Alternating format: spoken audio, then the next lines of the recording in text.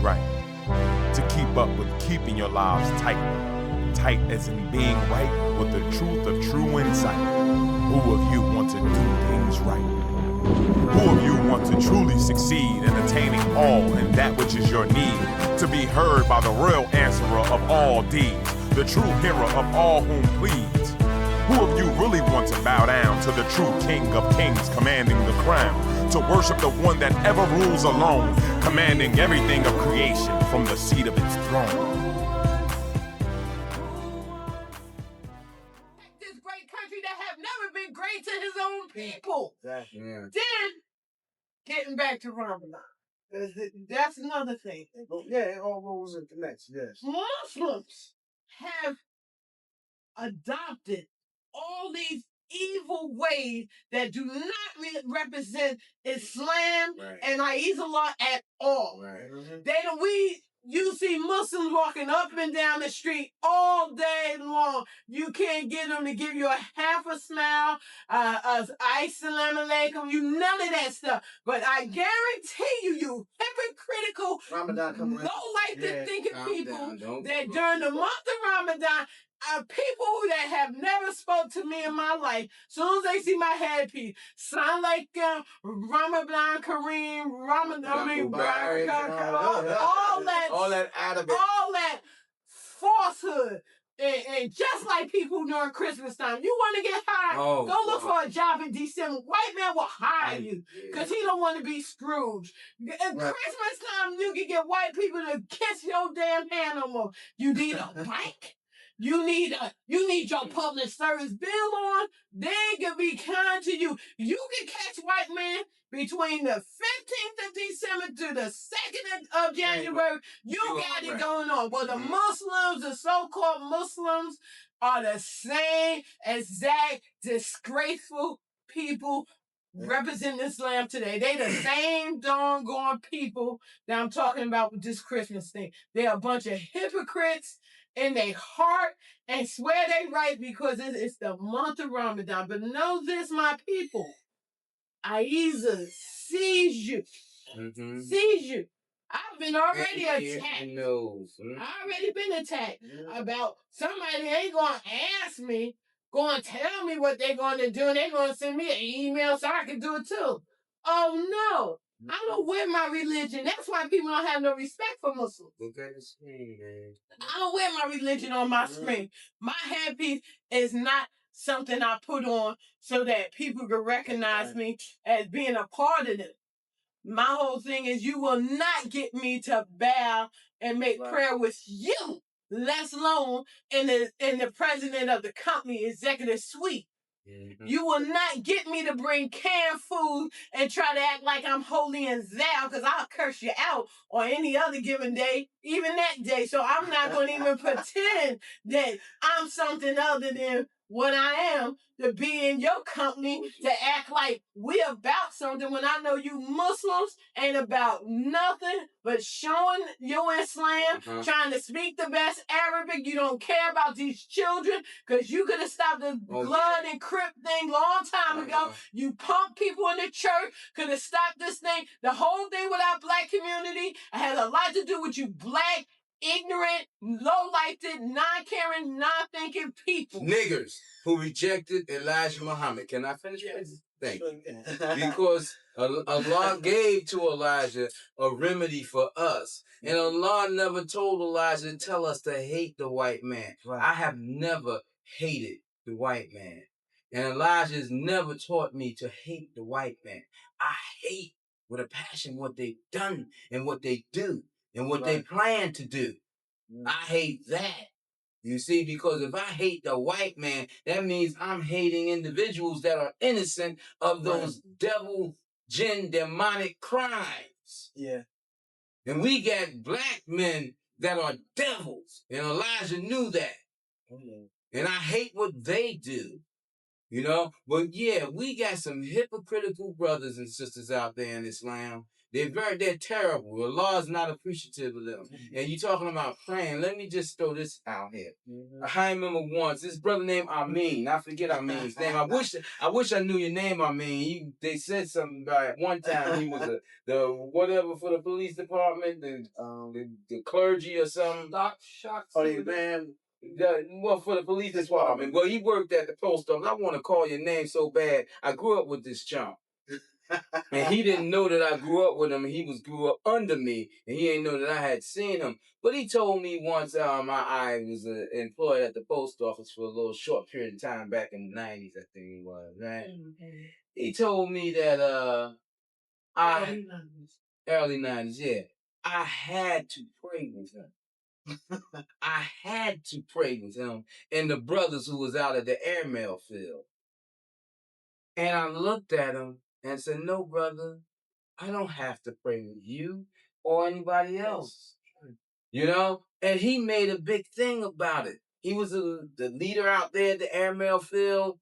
He led prayer, and I had to pray. And it reminded me of people telling me I had to bring my students, whom Allah had instructed me to give information to the masjid. You know, these Muslims, they're so arrogant. They talk about I'm arrogant. I could be walking down the street with you and walk right down there on West Kenny and Martin Luther King Boulevard. We could be having an Islamic conversation. I guarantee you one of them going to jump in, don't know us, going to jump in the conversation. Why? Because they think they got a right to jump in a conversation with a stranger if he say Allah, if he say Muhammad. If he say Islam, that's wrong. Mm-hmm. You understand? Now, this brother telling me I had to pray with him. And then he turned around and gonna tell the 9 brothers, other brothers that was working there, that I think I'm something about myself. I think I'm gonna get away without praying with them, but I have to pray with them. And he got him up in a gang. And this brother, I found out later that he liked gangs. Because he's the same brother who was down on what's that street down there by Branford Place? Branford Place, okay. Was supposed to get the little gang together to come and jump me at 6 Lines Avenue. You know, what's up with these chump brothers? If you're a warrior and you want to see me undone, come to me, yourself. Right. Don't get a gang. You know, if Allah is with you, then Allah is with you. Don't think that Allah gonna take you down, take somebody down that it is with you in a gang. You can have 1,000 gang members. If Allah don't want that person harmed, none of you gonna harm him. Now, you're supposed to know that in Islam. But the brother was so adamant that he walked up to me after I had made my prayer and said, you got to come pray with us. Standing up with these brothers, they stand there like thugs. I'm going to tell you something. Intimidation factor. Intimidation factor. I'm small. You see me, I'm really small. I used to be larger, you know. I'm a religious individual, righteous, try to be righteous, as they say. You know, I am of the righteous. Right. You know, that is the righteous is Allah for you brothers and sisters who don't know, who think that when they talk about the righteous in the Holy Quran and the Holy Bible, you think they talking about you all. No, they're not talking about you. The righteous is Allah itself. Mm-hmm. Okay, so I am of the righteous, and the righteous have made me of it. Right. And it is of me. Okay, like Jesus was, and gave it. Mm-hmm. Okay. So I looked at these brothers and I smiled and I said, brothers, I'm not praying with y'all. I don't know who y'all praying to. I don't know who the hell they praying to. Right. They say Allah and they say Muhammad, but sincerely, I don't know who they're praying to because they show something else. Yeah. If you go against the tenets of Islam in your actions and in your words after prayer, who the hell was you praying to? Yeah. When you got down there calling the name of Allah. And Allah is so perfect and right in all that it does, it has sent down this new name, Ahezaah. In this time, when the Muslims have taken the name of Allah to the highest height of ill, or to the lowest depths of evil, mm-hmm. and make it as to where even a little child hear the name of Allah and they think negative. Yeah. Little child, you say you're a Muslim. Do you rob banks? Yeah. Huh? Mm-hmm. Islam would not let Crips and Bloods be in their congregations and do the evil, propagate the evil. They would not let them do that and be at peace with them. Because this religion is Salam. It's Salam. Islam is a religion of peace, Allah's peace, and the peace seekers, not the warmongers. Oh, when you send out truth and when you work towards peace, yeah, it's somebody gonna war against you and you gotta war back. Right. But Islam, the true religion, I am my brother's keeper, is established in Islam just as it was and what Moses brought and what Israel brought and what Abraham brought. Huh? I am my brother's keeper is still established. So how can you let jailhouse Muslim, jailhouse Islam exist? Yeah. How can you let the sects, Shiite, Sunni, Hanbali, Hanifi, huh? How can you let all that exist? Huh? Just like the Christians and their denominations. How could they let that exist if they believed in the one Lord? Right. The one, the Father God that Jesus called on. How could they let that exist? How could you let all this division exist? Because the devil is in your congregation. The devil rules your congregation. The devil is in there dividing you. That's how you can let it exist. Huh? The proof is in the pudding. The proof is in the act. And that's why you who say Muhammad's the last, you lying dogs. You are the gods backwards. Dogs. You lying dogs. Muhammad is not the last. Muhammad was never said to be the last. Muhammad was said to be the seal. And Allah is the seal. Master the seal. It makes the seal and it breaks the seal and it moves the seal. It does whatever it want to do with the seal. It is the establisher of the seal and the commander of the seal, the owner of the seal. So how you gonna say Muhammad is the last? If Allah was not confused, if it was confused, maybe it would say it was the last. Oh, I'm sorry, brothers and sisters. 1,400 years later, I meant to say he was a seal, and I meant to say he was the last. No. Allah was not confused. Allah knew the word. Just like today, Allah has manifested the two worst people, greatest enemies of Allah. For the chosen people. I ain't talking about for the world, for the chosen people who came out of Elijah is Wallace, Elijah's son, and Lewis, Elijah's student, who envied Elijah and wanted to be the leader, thought he needed to be the leader, thought he should have always been the leader, held Elijah in low lower estimation than himself. That's the only way he could have ever thought that he should have been the leader. Yeah. And telling the white girl Barbara Walters that in the whole world, because Allah make fools speak against themselves, and he's a fool. I just want to tell you this. Allah don't make no mistakes with his words. He named that man Lewis because he's the lowest. Yeah. Lewis and Lois is the same thing. He named Wallace because Wallace is what we call two words in one. Conjunction word, compound word. Wall, ace. Ace represents the one, the highest, and wall represents something that blocks. That man ain't no reformer of the faith. He's a destroyer of the faith.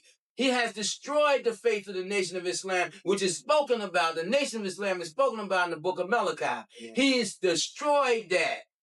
And he became a wall between what Elijah taught, what Elijah promised about my coming and Allah's coming, and the jinn. He's a wall between you and us. And he has put you on the side of the jinn. All you big businessmen, all you lovers of money, material things, the goods in this life. Not the good of both worlds, which is Allah, but the goods, which is the material things in this life. He has drawn you together in the anger of Allah that you do not know about. And at the same time, where Elijah picked men from the dirt, from the mud, from the scum of the earth, and made them kings and queens in their communities, made them kings and queens in their homes, made them businessmen, and made them hopeful where Jesse didn't have to say keep hope alive. They knew hope. Made them truthful. And all this man could think about was come and plug out all the gangsters, all the thugs, all that all the people who still had that. Let me tell you something. Prejudice. Let me tell you something. I'm Ahezaah's messenger, and I got gangster and thug in me. I come from the ghetto of Newark. You ain't gonna root that out of me. What I am is what I am. It's somewhere in here. Huh? That's why no matter how you see me, I ain't your chump. Allah did not make me a chump. Anybody who knew me know that we grew up hard and strong. And I ain't out here trying to play tough. And I ain't trying to prove myself as being tough. I ain't trying to convince you that I'm tough because Allah is the tough. A.H.A.D is the tough. Now, you want to mess with me, you going to find out what tough is. Right. You understand? Because A.H.A.D is my protector. Right. A.H.A.D is the one who saved me in the ghetto. A.H.A.D is the one who had me knocking out fools thinking that I was knocking them out myself. A.H.A.D is the one who kept me from getting hurt at any time throughout my life. And I thought it was me, but I no longer had that confusion or that blindness. You need to get rid of your confusion, oh brother Muslims, oh ghettoites, oh gang members, and get rid of your blindness, you know, and come to the light of truth. And stop desecrating Islam, stop desecrating the holy month of Ramadan and all the other ritualistic things. And my wife says she don't pray on at her job, but she meant to say she don't go through the ritualistic prayer because she prays all the time. Wow. Yeah. That was I either just dropped so many bombs, you know, of truth.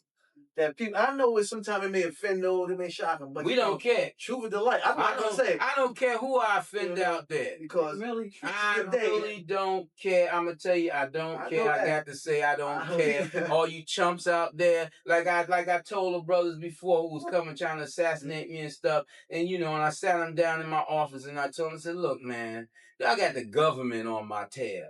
So yeah. You know, secret agents of the government, different the alphabetical companies, you know, doing their thing, just like they was doing to Elijah and everybody else.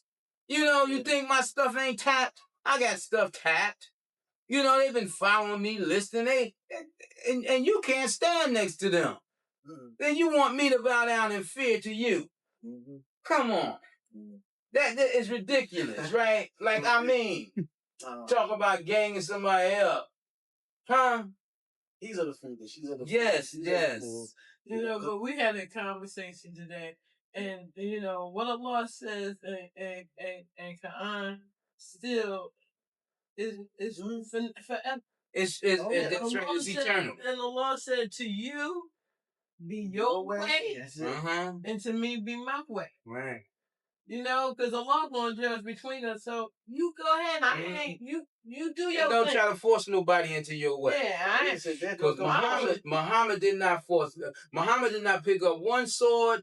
Muhammad didn't spill one drop of blood to anybody and said you gotta accept this. Muhammad did not do it. I denounce and deny every Muslim that try to make like, and every damned Christian and Jew that try to make like Muhammad forced Islam on somebody. He did not force Islam. And you Hebrews and Jews out there, you know the truth. You know Muhammad went to Yathrib. You know he went to Medina, and you gave him a covering, a haven, and you know that you are the first people that accepted Islam and came back to Mecca and defeated the Meccans and called yourselves Muslims. That's right. Huh? That's a history they try to lose or they try to hold back. Yeah, and you know that your people were dark-skinned Yathribites. That's it. Medinites.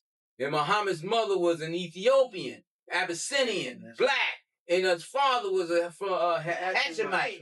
Yeah, of the Quraysh. You know. And he was dark-skinned. So when you come with your new movies and you go, oh, when Muhammad come, let me be on that casting, because I'll stick my face up there. Making the blackest thing on that Bilal, and in the movie, he was the darkest thing in the movie. Yeah, the only dark thing and the slave. And the wall of that try to block the one Wallace. Right. We don't kill ourselves. We don't kill ourselves, millennials. He ain't even that dark. Right. That's the whole thing about it, though. And my whole His father told him he was an Asiatic black man. He ain't never, with Mr. Reform or the Faith, never explained any of Elijah's words. I can explain Elijah's words better than him. Mm-hmm. He never explained any of his father's words. All he did was, no, he didn't believe it. That's why he came out with the book As the Sun Shineth from the East. A book of lies and desecrations of his father. And my whole thing is, if you gonna fight your father and beat your father and do your father in, why you gonna wait till he dead? Right.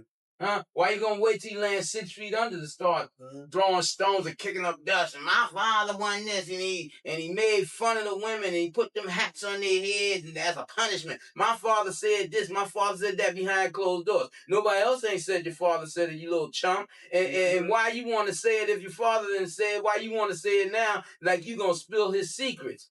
Whatever he said, whatever he did, it was good for us. True. If he told us to put bricks on our heads, we need to put bricks on our heads. Right. Because we was a foolish, self-hating people. And if you had any love for us, Wallace Deen Muhammad, if you had any love for us, you'd have took what was put in your hands, and you would have nurtured it and raised it properly instead of throwing it down, destroying it, and then trying to pick the better things out of it, the big businessmen with money, for yourself, and try to do something that your father was not trying to do. Your father made men. Your only legacy is that you destroyed men, women, and children. Black men, women, and children in this nation of the United States of America, Wallace D. Muhammad, you have destroyed them. You big businessmen, you chumps, you suckers who get on television and go out there and try to represent them, you're no better. You're going to hell. You're no better leaving our people out there because Allah has tried you with a greater sense of business. You're going to join with this guy, and then you're going to try to raise him up because the Caucasians of America in the United States government has picked him, even before his father died, to be the devil's advocate. And you're going to say, oh, he's the man. He ain't the man. He'll put you to sleep when he talked to you. He said, the heaviest thing he said is man is mine, and he ain't never went no further than that. He didn't understand. He didn't understand to the fullest. He don't know what a man is. And if he was all that, he would try to say something in regards to what we say. A lot of y'all got to understand, we have people that love us, and we have people that hate us. That's right. But the people that hate us won't say nothing because they know that they cannot defeat Allah. And they know that when they try to come back, they get all messed up in their mind because truth is what it is. That's right. If that's the case, believe you me, we have invited people to say that we're wrong and try to prove that we're wrong. My whole thing is ain't that we're right. Ahezaah is right. Ahezaah give us its word to speak to you all who would take heed and take signs, and recognize the signs that Ahezaah is showing you. Right. We're not here trying to ego trip on any of this thing because we know that we're totally dependent upon Ahezaah. And Ahezaah is our God in the platform that we stand on and giving its word out to you all, you know? And just think of this here. Why is it that we follow someone now? Why is they want to tell the people we call ourselves Bilalians? A slave. Why we going to call ourselves something behind a slave? That's not honoring that slave. That is mentally taking us down. Right. Subliminally. If my mother is a tramp and people decide they want to call me a tramp because that's my mother, do that raise me up? No. You understand? So you got to look at these things. That's you know, if you're trying to develop something, you got to put good into it in order to develop it. If you put bad in it, you ain't going to develop it. You're going to kill it. Let me give you an example of what you're talking about. You who are afraid to mention Elijah Muhammad's name. Right. You chumps who reaped all the benefits from Elijah and now stand with his son who has came and just beat the poor man down in his grave. On that issue alone, I could never stand up with this man. Right. Huh? Now, the white man, Caucasian man, had been for 500 years or 400 years or whatever it was taking us out. Took out both my peoples, the Native American Indians, so-called Indians, the indigenous people, and the Africans who were brought over here to be slaves. Took out both of my people. And he was nothing but a doer of evil to us. And right now today, they got all the power and everything. They're the greatest races in the world because they got power to inflict their prejudice against us. And they hold all the keys to all of the jobs, the worldly success against us. They even still educate our children in the 2008 there. We as a black people, stupid black people, ignorant black people, we ain't fighting for going to educate our own children to make some kind of way for us to have our own people who have love for our people to establish something in this nation where we could teach our own people and give them some culture like the Native Americans are being allowed to do, even though a lot of them are fooled and messed up in their minds and they still trying to follow Caucasian way. We gonna fight over don't call me nigga. You nigga sharp and get rid of that goddamn perm and stop being a nigga. Get rid of the perm and show your nappy head. If that's what it is. You know what I'm saying? Talking about we gonna fine you for saying nigga. Fine who? White man ain't out, Caucasian ain't out there saying, hey nigga, it's the black people out there saying, hey nigga, so now you trying to write into law another way to make us pay for what the Caucasians have done to us. The Caucasians have nurtured us to hate ourselves. And people want to say, oh, it's not their fault. This 2008, you can't say it's the white man. It is the white man's fault. It's the white man's fault.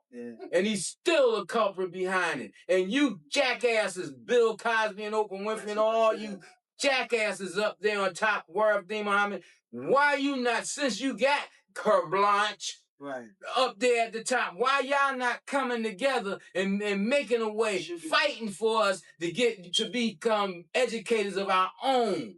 We ain't trying to take over the nation. They won't even let us have a damn block.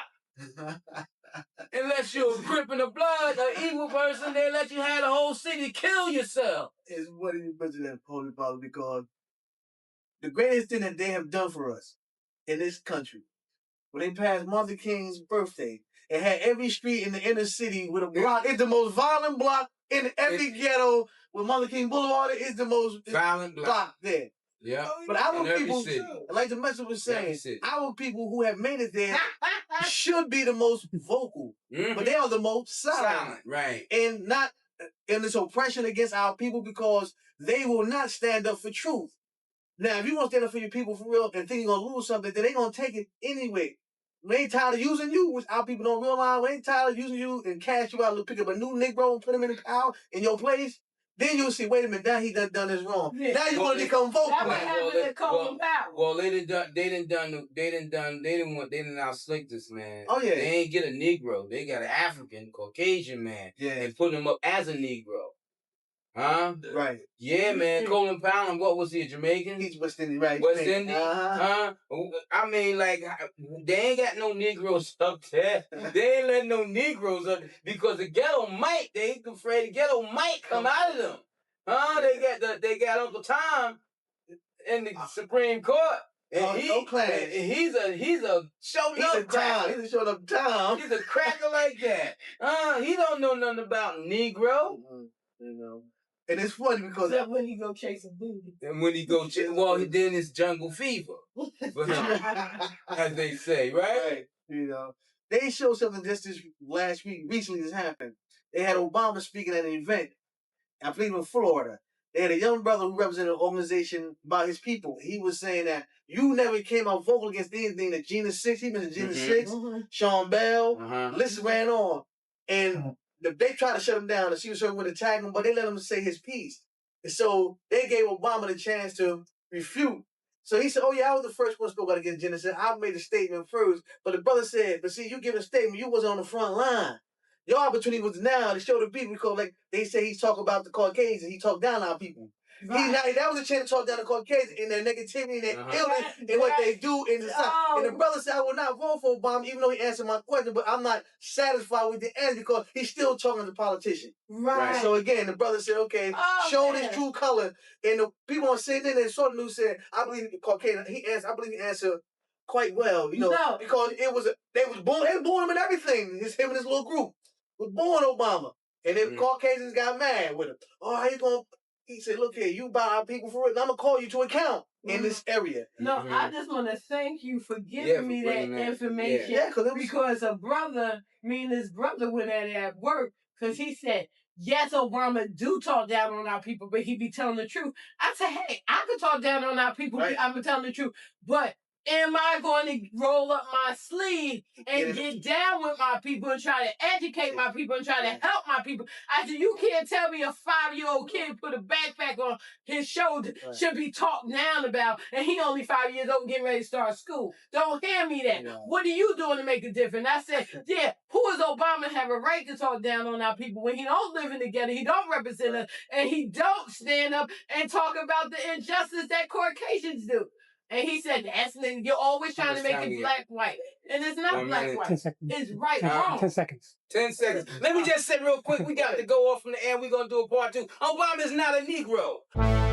Who of you want to do things right? To keep up with keeping your lives tight. Tight as in being right with the truth of true insight. Who of you want to do things right? Who of you want to truly succeed?